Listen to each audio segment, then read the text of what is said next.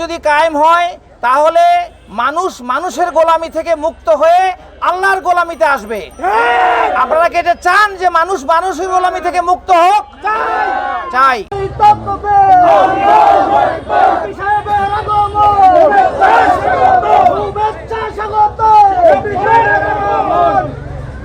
আলহামদুলিল্লাহ, আলহামদুলিল্লাহি রাব্বিল আলামিন, আসসালাতু ওয়াসসালামু আলা রাসূলিল কারীম ওয়া আলা আলিহি ওয়া সাহবিহি আজমাইন।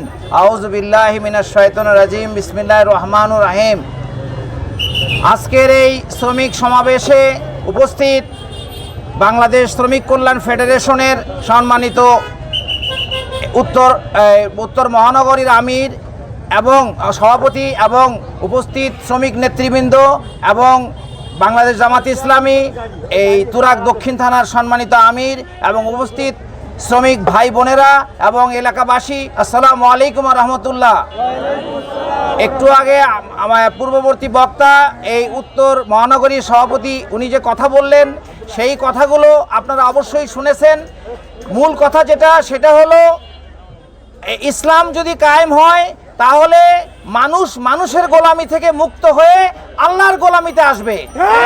আপনারা কি এটা চান যে মানুষ মানুষের গোলামি থেকে মুক্ত হোক? চাই। এখন যে অর্থনৈতিক সিস্টেম চালু আছে, এক দল শোষণ করে আর এক দল শোষিত হয়, এক দল ধনী হয় আর এক দল গরিব হতেই থাকে। এরকম শত শত বছর যদি চলতে থাকে তাহলে যারা গরিব গরিবই থাকবে আর যারা ধনী ধনীই হবে।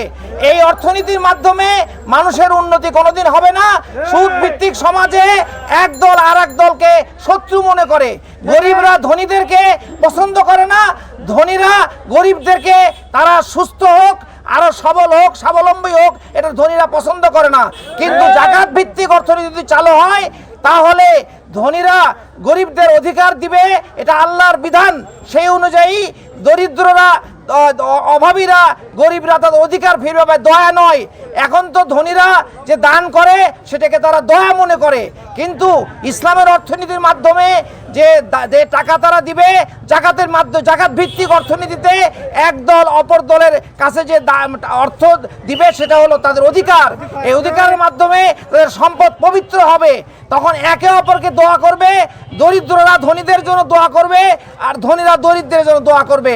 শ্রমিকের অধিকার প্রতিষ্ঠিত হবে। বাংলাদেশ জামাত ইসলামী তাদের শ্রমিক কল্যাণ ফেডারেশন এবং অন্যান্য সংগঠনের মাধ্যমে আল্লাহর বিধান এই সমাজে কায়েম করতে চায়।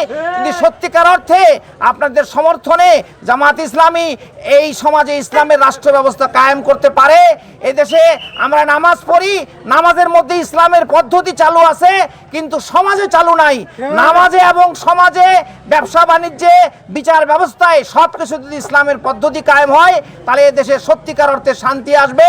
না হলে প্রতি বছর মে দিবস আসবে কিন্তু মানুষের দিন কোনোদিন ফিরবে না। আমরা চাই আপনারা এই আল্লাহর দ্বীনের পক্ষে, আল্লাহর জীবন ব্যবস্থার পক্ষে ধর্ম জাতি নির্বিশেষে সবাই সমর্থন দিন এবং সুন্দর ভবিষ্যৎ রচনা করেন। এটাই আমাদের সবার প্রার্থনা। আল্লাহ আমাদের এই কামনা কবুল করুক। আমিন। আসসালামু আলাইকুম ওয়া রাহমাতুল্লাহ।